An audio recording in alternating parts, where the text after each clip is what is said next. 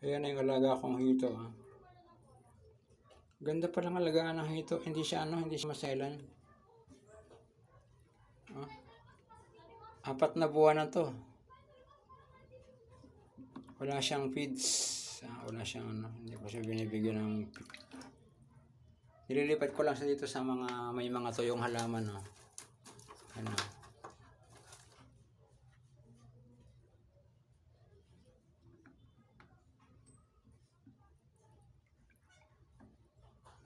Malaki na siya.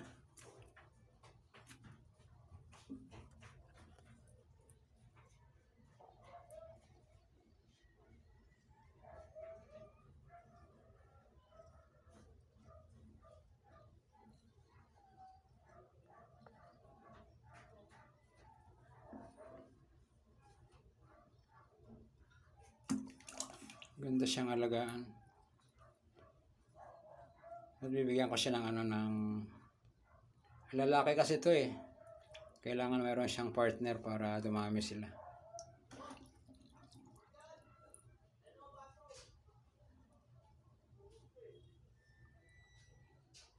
Okay, lipat muna natin doon dito. Lipat natin siya dyan.